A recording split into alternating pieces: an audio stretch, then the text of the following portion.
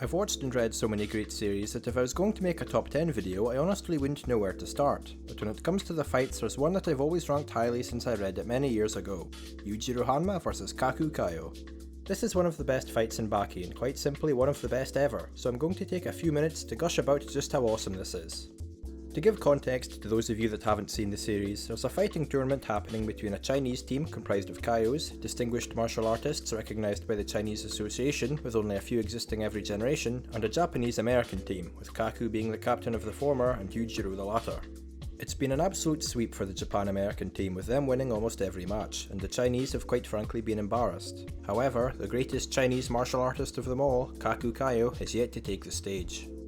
Whenever someone fights Yujiro, it's normally an absolute slaughter lasting only a few seconds due to his insane strength. He's the strongest character in the series, but there's been a good amount of intrigue and hype leading up to his battle with Kaku. At 146, he has over a century of fighting experience, beating the others by a good few decades. He's revered by Retsu, a prominent strong cast member, and was brought up well with his first match in the tournament. He beat his opponent, another Kaio, in an unorthodox, embarrassing way, showing the huge gap in power between him and the other masters while also keeping his skills a mystery. Our only takeaway from this is that Kaku is strong as hell. He's also not one of those loudmouth arrogant fighters we see so often, speaking of controlling your instincts to land attacks at the most ideal times, and even calls Yujiro weak of all things for relying on impulses. Of all the trash talk I've seen in this, no one's had the balls to call Yujiro weak, and he didn't respond to this provocation, which is also pretty unbelievable since you'd normally get your head caved in for saying something like this to him. Needless to say, I was very interested in seeing these two face off. Baki's a series that really surprises me with its writing at times, and this fight is a prime example of it. Kaku has such confidence that you can't help but be intrigued by what kind of power he's going to whip out, and Yujiro's subdued personality as he talks to his opponent and praises his tenacity gives this a different feeling to any battle featuring the ogre before this. The way Yujiro talks about him makes it seem like fighting Kaku was his sole reason for joining this tournament, so if he considers him somebody worth fighting, we know we're in for a hell of a battle. Kaku acknowledging his weakness while Yujiro has the strength to take anything he wants gave us two different philosophies for the fight, and on a technical level this was also intriguing. Yujiro is known for being able to learn any fighting technique extremely quickly, but ultimately his unbelievable strength is what stands out about him, while Kaku is a weak man using techniques with the sole purpose of taking down those stronger than him. Ultimate logic versus ultimate strength. No matter how strong you are, certain hits in certain places can really mess you up, attacking pressure points for example, so if Kaku really is a master of his craft, he should stand a chance here. As soon as the fight starts, we can tell that Kaku is going to be a tricky opponent due to him managing to absorb Yujiro's attacks by relaxing his muscles.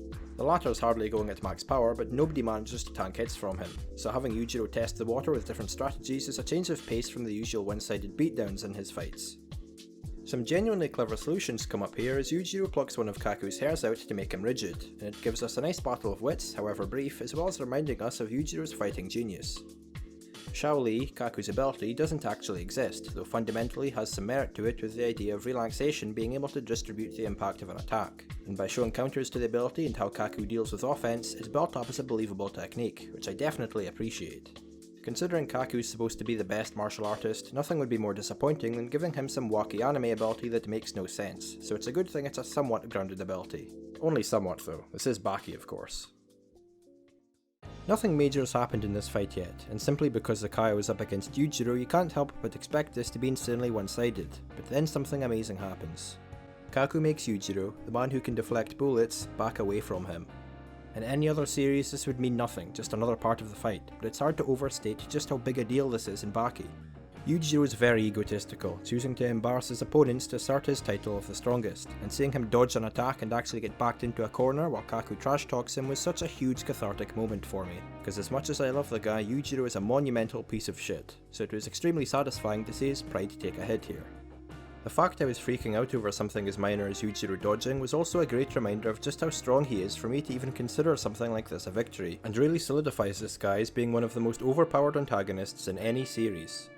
This small moment where Kaku has the upper hand really manages to demonstrate that both these characters are absolute monsters in a really unique way only Baki could pull off due to its power scaling, with Yujiro being someone that's never really meant to be beaten.